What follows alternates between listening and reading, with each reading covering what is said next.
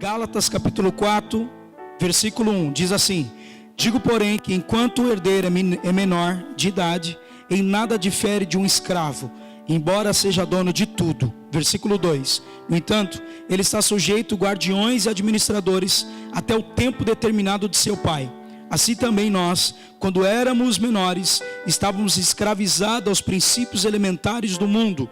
Mas quando chegou a plenitude do tempo, Deus enviou seu Filho, nascido de mulher, nascido debaixo da lei, a fim de redimir os que estavam sobre a lei, para que recebêssemos a adoção de filhos. Versículo 6, porque vocês são filhos de Deus, e enviou o Espírito do seu Filho aos seus corações, a qual clama: Abba, Pai. 7, assim você já não é mais escravo, mas filho. Por ser filho, Deus também o tornou herdeiro. Diga: eu sou filho. Queridos, o texto que lemos, o apóstolo Paulo vai explicar a diferença entre escravo e filho. O texto de Gálatas capítulo 4 é um texto que arremete à maturidade e o tratamento para essa maturidade, tanto do filho quanto do escravo. O que eu quero falar hoje, antes de ir realmente para aquilo que nós vamos falar, quero fazer uma resenha aqui antes. Nós muitas vezes falamos que a fé, ela pode todas as coisas, e é possível mesmo, porque o próprio Jesus afirmou: tudo é possível ao que crer. Só que a fé, ela não é tudo, ela não é suficiente para o crescimento que Deus quer nos dar. A fé é essencial, como Hebreus capítulo 11.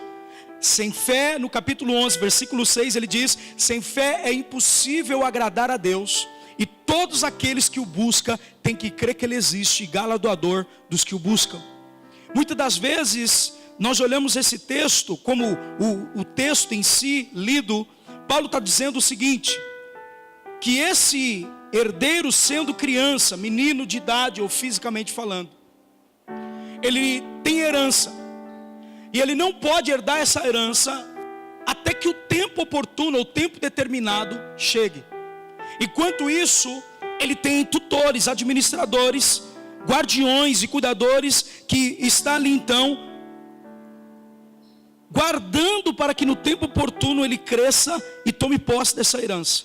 Muitas das vezes nós ouvimos sobre herança. Por exemplo, o texto de Paulo, ele é bem claro no capítulo de Romanos. No capítulo de Romanos, quero ler com você, não precisa de abrir. Capítulo 8, 17, ele vai dizer: se somos filhos de Deus, então também somos herdeiros, e herdeiros de Deus e co-herdeiros com Cristo, se realmente participamos dos seus sofrimentos, para que, da mesma maneira, participamos da sua glória. Saber que tem uma herança é uma coisa, possuí-la é outra coisa. Tudo tem um tempo determinado para isso acontecer. Muitas das vezes não desfrutamos o crescimento que Deus quer nos dar espiritualmente, ou não obtemos a herança de Deus na nossa vida, concernente à vida espiritual, ou seja, qualquer área da nossa vida aqui na terra, porque de fato o que nos falta é essa maturidade. Falta nos crescermos na palavra, falta nos dedicarmos para aquilo que Deus quer. Então esse texto ele é claro. Ele vai dizer o seguinte: a explicação é que a infância de uma criança, no período que a lei controlava, e estávamos servindo a sujeita aos rudimentos do mundo. Paulo está dizendo o seguinte sobre a lei judaica e os cristãos. Ele aqui então se refere não aos alimentos físicos, como 2 Pedro capítulo 3, aos corpos celestes, a espíritos elementares antigos. Ele não está dizendo isso. A grande verdade é que ele está dizendo o seguinte: que havia um legalismo no judaísmo na época, que não fazia com que os outros pudessem ser salvos, a não ser por intermédio da lei. Sabemos que o seguinte: a salvação vem para os judeus, a salvação vem por eles. Só que eu e você, não sendo judeus, como obtemos a salvação e essa herança? Então Paulo traz aqui uma explicação, que a plenitude do tempo para herdarmos essa herança é determinado pelo Pai. E não só isso, ele vai dizer que o tempo determinado chegado, que quando o Pai, ou seja, o testamento de morte, então tomamos posse dessa herança. No caso, nós olhamos para Jesus, e quando ele fala no verso, não precisa de abrir, no verso de número 4, mas quando chegou a plenitude do tempo, Deus enviou o seu Filho nascido de mulher. Mateus capítulo 11 vai dizer acerca do nosso Jesus nascendo de uma virgem, de uma mulher que era pura e que Deus viu graça nela para que ele pudesse nascer então fisicamente, através de Maria, e passando seu tempo oportuno, morrendo na cruz e nos libertando da escravidão da lei, porque era impossível ser salvo pela lei. Então, através de Jesus Cristo, do Filho de Deus, então nós recebemos dele essa herança de salvação. Tudo bem até aqui? O texto vai dizer no verso de número 5, a fim de redimir, estavam sob a lei, recebendo a adoção de filho. Essa palavra que nós ouvimos no mundo, que todos são filhos de Deus, é mentira. O próprio Jesus, no Evangelho de João, no capítulo 1, versículo 12, ele vai dizer que todos os que receberam, esse então se tornou, Deus deu autoridade para ser chamado filhos de Deus. E para ser filho de Deus tem que receber Cristo. Então não só isso, ele nos deu o seu Espírito após a morte. O próprio Jesus promete um Consolador. Evangelho de João 14, no versículo 17, ele vai dizer que o mundo não pode receber o Espírito, porque não vê e não o conhece, mas vós conheceis, porque habita em vós e está convosco. O Espírito que está em nós clama ao Abba. E é isso que Paulo está dizendo, ele habita em nossos corações, a qual clama a papai. No versículo 7, ele vai dizer: já não é mais escravo, mas filho. Por ser filho, também tornou herdeiro. Muitas das vezes a gente não sabe a gravidade da herança que temos, de saber a conquista de Jesus por nós, nos libertando do pecado e nos levando para o reino celestial. E por nós não ter esse entendimento da realidade da herança, então simplesmente a gente vive sem propósito. Se a gente tivesse noção da herança que Jesus, como Romanos 8,17 diz, que nós somos participantes do seu sofrimento, para que também da mesma forma participamos da sua glória. Então existe uma herança, diga comigo, existe uma herança. Só para a gente então um pouquinho mais dentro da palavra, para poder amadurecer o nosso sermão. Lembrando daquele filho pródigo, não o que sai, mas o que fica. Ele diz o seguinte, a parábola do filho pródigo, não o que sai, mas aquele que fica. Ele diz o seguinte: eu só queria um cabrito quando o seu irmão volta. E o que o pai declara? O pai declara o seguinte: tudo que eu tenho é seu.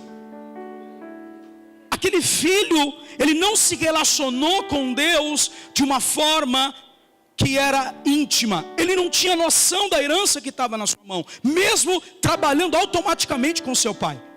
E esse é o problema nosso. Nós estamos dentro da igreja, mas não temos noção do que carregamos em nossa vida. Nós estamos dentro da igreja esperando alguém pôr a mão na nossa cabeça, quando na verdade nós deveríamos manifestar o que carregamos para os outros. E isso é complicado, porque você cria um grupinho de religião. E Jesus, na verdade, ele nos quebra essa realidade de religiosidade. O judaísmo não poderia salvar um bando de pessoas como nós. Quer um exemplo? Em Mateus capítulo 15, versículo 21, vai contar a história de uma mulher. A mulher de Cananeia, Sirofenícia. A cidade de Sirofenícia era uma cidade que não era uma habitação judaica, mas de gentílica. Uma mulher no meio do caminho tinha um problema e ela clamava. Certo tempo, o texto vai dizer que ela começou a incomodar, e os apóstolos falam: Senhor, ela está clamando. E Jesus, queira você ou não, ele ignorou aquela mulher. A palavra vai dizer o seguinte, eu quero ler só para que você tenha ideia. Versículo 23 de Mateus 15 vai dizer: mas Jesus não respondeu palavra. Então seus discípulos se aproximaram dele pedindo: manda embora, pois vem que gritam atrás de nós. Ou seja, ela aumenta a voz. Friamente o texto está dizendo: eu não quero falar contigo, porque você não é filha. Escuta bem.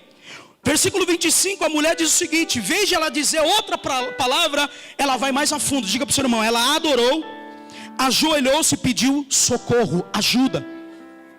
Qual era o problema dela? Ela tinha uma filha com um problema demoníaco. Sua filha estava endemoniada em casa. Ela sabia que Jesus poderia fazer alguma coisa, mas Jesus parece que está rejeitando de falar com alguém que está pedindo socorro. Alguém está comigo? Lembrando, o texto ainda continua no versículo 26. Não é certo tirar o pão dos filhos e lançar os cachorrinhos. Quem olha esse texto friamente vai achar que Jesus está chamando ela de cachorro, mas presta atenção, era uma palavra que os judeus davam aos gentios, dizendo que eles não eram legítimos e nem participantes da herança divina. Olha para mim, e não só isso, o texto quer remeter uma coisa, olha para mim, quem tem cachorro em casa, doméstico, sabe, você tem carinho, você pode dar amor, você pode dar atenção, ele está na sua casa, mas não faz parte da família. Você não pode liberar o cachorro doméstico no mesmo nível do seu filho. Quem está entendendo, diga amém. É só bem não ter uma pessoa que você possa identificar o que eu estou falando aqui. Jesus está dizendo o seguinte: nós temos que receber você bem, Israel, te tratamos bem, temos que abraçar você, como o Salmo diz, temos que receber o estrangeiro, mas o pão ainda, a salvação é para os judeus. Jesus aqui está tentando dizer uma coisa para nós nesse texto, escuta bem. O que eu vejo no versículo 27, disse ela, sim Senhor, mas até os cachorrinhos comem das migalhas que caem da mesa dos seus donos. Olha para mim. Ela está dizendo o seguinte: eles são filhos, você está dividindo coisas espirituais com eles, eles estão comendo o pão da tua mesa, mas aquilo que eles estão desprezando, ou a sobra, eu quero para mim.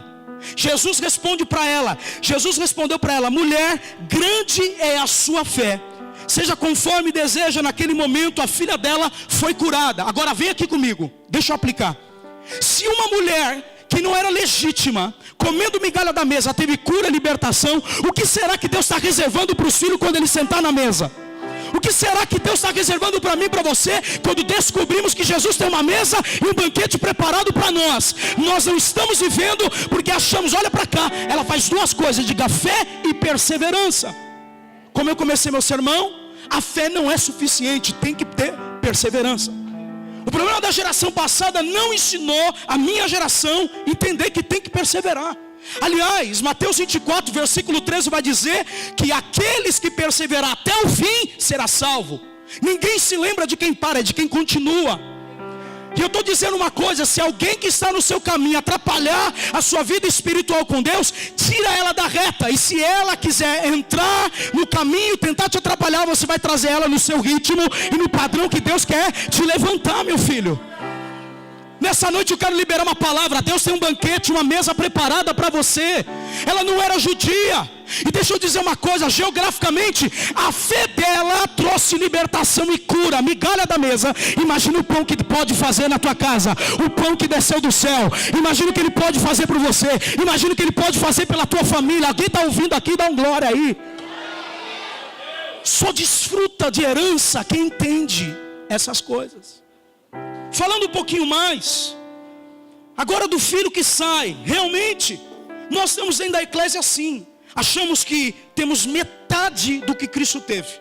E o texto de Paulo, ouça comigo, no capítulo de número 3 de Coríntios, capítulo 3, versículo 23, Paulo diz: vós sois de Cristo, e Cristo de Deus. Se eu sou de Cristo, tudo que Cristo teve, eu também tenho. Tem pessoa que tem essa mentalidade, de achar que tem metade da herança. E Deus está dizendo, tudo é teu. Quando você é filho, você sabe que tem que desfrutar disso. E como chegar lá? Diga para o seu irmão, fé e perseverança. Não é somente acreditar, é continuar caminhando. Não é somente se afirmar, vai dar certo. Você precisa entender que o crescimento que Deus quer te dar não é automático. Você tem que participar dele. Ouça o que eu estou falando. Falando do filho pródigo que sai, aquele que gasta com meretrizes, ele pede a parte da herança. Ouça bem, a visão dele é diferente. A imaturidade, aqui colocada no texto para nós, é que ele não conseguia lidar com a herança recebida. Eu pergunto para você, se Deus te der o que você quer agora, você está pronto para glorificá-lo? Às vezes Deus não nos dá porque a gente não tem entendimento no que vai fazer, não tem planejamento, não sabe o que fazer se Deus te der 1 milhão. Você não sabe nem ser fiel no pouco, como que Deus vai te colocar no muito? Existem coisas que Deus está trabalhando em você para amadurecer. Um exemplo, o texto está dizendo o seguinte: enquanto o herdeiro for menino, em Gálatas capítulo 4, de nada ele difere de um escravo. Por quê? Porque ele não tem ideia de valor. Pega aí então um ouro de 100 mil reais na mão do Mateus, ele pisa. Ele não tem um senso de responsabilidade de entender que aquilo é algo valioso. Então só pode desfrutar de coisas grandes aqueles que amadureceram na fé para desfrutar da herança que Deus tem. Esse ano é um ano de amadurecer, gente. É o ano de você descer mais fundo na palavra. É o ano de você ter convicção do que está buscando em Deus.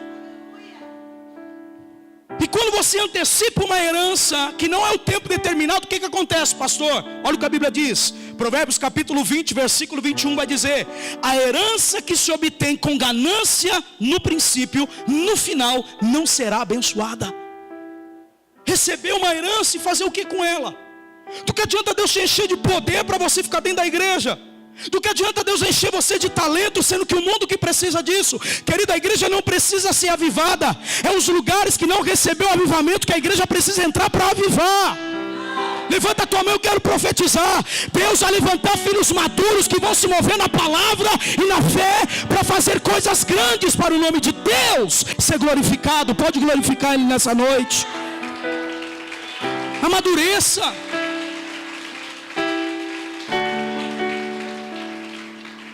Não adianta pedir coisas que você não está pronto.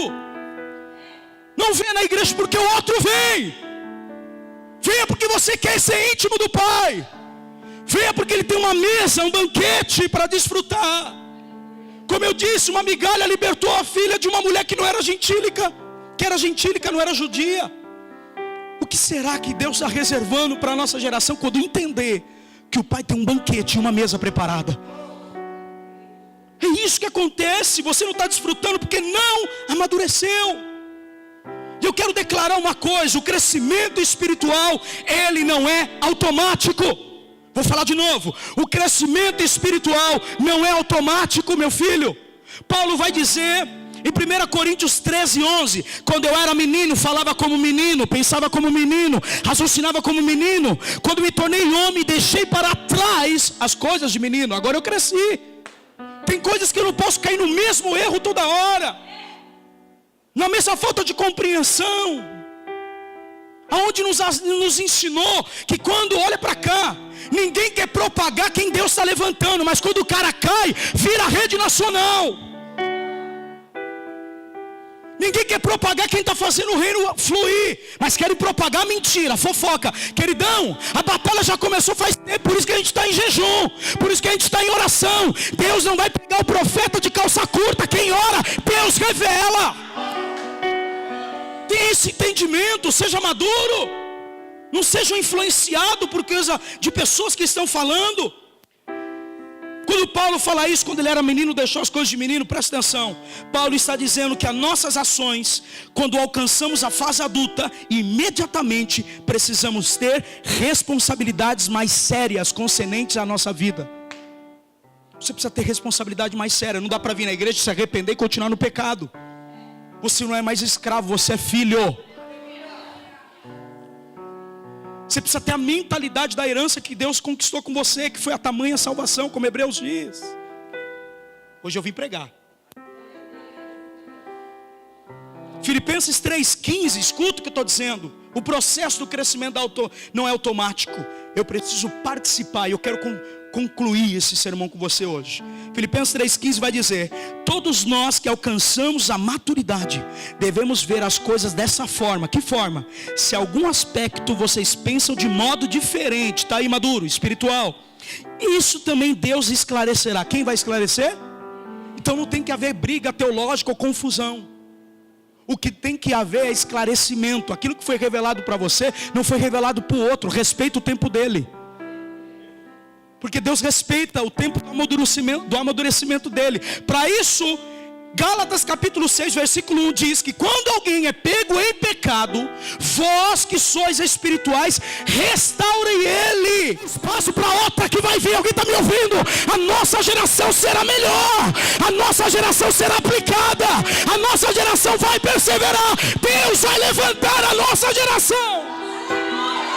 Alabashai katobiqueia. Tem que dar espaço para o outro crescer, mesmo quem é grande, no entendimento, no coração. Dá espaço, se humilha. Vem aqui, agora é sua vez. A maturidade que Paulo está dizendo, quando todos alcançam essa maturidade de forma crescente, espiritual, ele vai saber lidar nas finanças, ele vai saber lidar com a família, ele vai saber lidar em todas as áreas. Ele se torna um ser humano melhor, mais responsável. Eu amo o apóstolo Paulo, não pelas cartas que ele escreveu, é que ele se permitiu a espiritualidade tornar ele um homem melhor para a sociedade.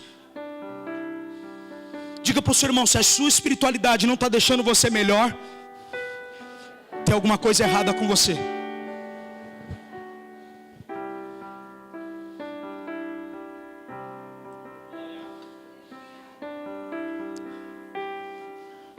A maturidade e a perfeição que Paulo está dizendo é essencial. Obrigado, Anderson. Mas a palavra que ele usa aqui, diga para o seu irmão, é acrescentado. Eu disse isso na escola de líderes. Existem habilidades que você tem que são naturais, mas existem habilidades naturais que tem que ter treino para ter um aperfeiçoamento. Alguém está comigo? Só que tem habilidades no seu irmão que vai ser desenvolvida. E essa habilidade desenvolvida é essa que Paulo está dizendo em Filipenses 3,15. Paulo está dizendo o seguinte: todos nós que alcançamos a maturidade devemos ver as coisas de um aspecto diferente. E se algo está tendo divergência, o próprio Deus vai esclarecer. Ele responde o que ele está dizendo. Versículo 16: então somente vivamos de acordo com aquilo que já alcançamos. Cara, você já venceu tantas áreas da sua vida para continuar caindo nesse pecadinho da língua. Está na hora de você amadurecer. E Paulo está dizendo, é acrescentado isso, sobre a forma de pensar, sobre a maneira qual Paulo falando, ó, escuta, ele confia que os filipenses pensassem de uma forma diferente, mas o Espírito de Deus vai revelar o verdadeiro caminho, que eles devem estar abertos para isso acontecer. Diga para o seu irmão, esteja aberto. Esteja aberto. Porque no meio do caminho Jesus vai revelar qual o passo que você tem que dar. Alguém está comigo? Não, irmão, solta o leão aí, dá um glória, abre a boca aí. 16. Quando Paulo fala isso, então somente vivamos de acordo com aquilo que alcançamos. Obrigado, Fernanda. Ele está dizendo, a coisa importante é viver de acordo com a verdade que temos reconhecido e aceito. Quem é a verdade? Quem é o caminho, a verdade e a vida? Como Ezra está perguntando, afirmo que eu nem sabia que ia pregar isso. Querido, aquilo que é verdade para você, até alguém refutar, repelir isso, é uma verdade para você. Se o outro pensa diferente, não tem problema. A razão não anula a verdade que você tem. Aperfeiçoa. O argumento contrário do entendimento bíblico que você tem, o outro tem diferente, não tem problema. É para edificação. Então estão os dois andando pelo mesmo caminho, pelo mesmo reino. Aleluia. A tradução que Paulo está dizendo é o seguinte: aqui como continuamos fiéis, não só no sentido individual, mas uma vez que envolvemos, ficar, diga para o seu irmão, na linha um com os outros.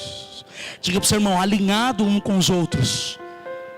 Quem é corpo tem que viver como o corpo de Cristo e não como rebelde. Quem é corpo, quem é filho, tem que viver alinhado um com os outros. A sua interpretação bíblica não difere você de caminhar com alguém. Aleluia. Ao escolher esse verbo, Paulo enfatiza novamente a importância da harmonia, da cooperação mútua, apesar de qualquer diferença de opinião que possui a existir. É isso. Se irmão, eu não traio minha esposa, não sou nego dízimo, não falo mal de ninguém, não estou mentindo, para que perseguir?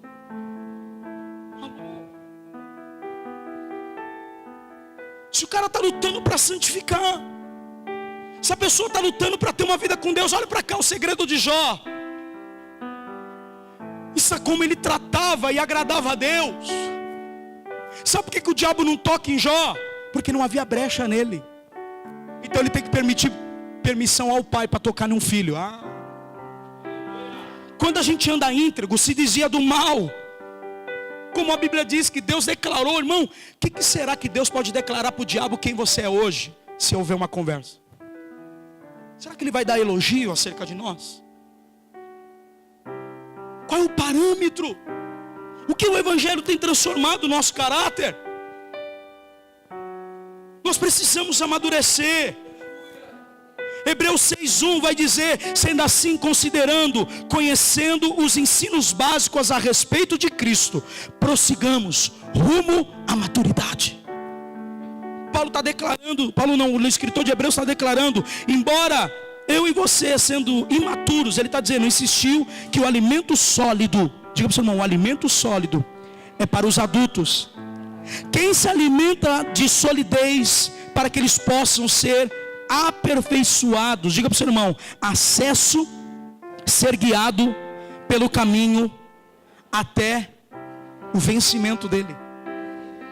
Enquanto estivermos na terra, tem muita coisa para a gente amadurecer na fé.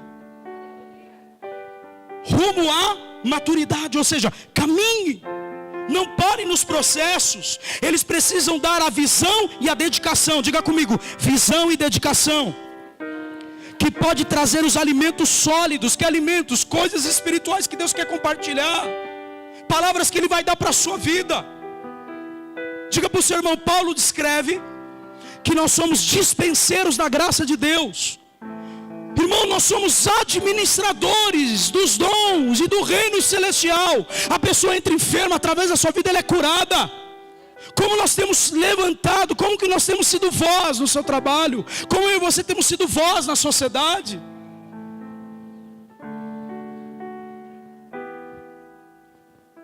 Diga para o seu irmão, existe um processo para o crescimento. O que Hebreus está dizendo é o seguinte: não podemos abandonar completamente as verdades básicas: arrependimento, fé, ministério, a ressurreição, coisas bíblicas que faz com que, por que você é crente? Não sei, então você precisa conhecer. Não basta dizer que é crente sem conhecer a base.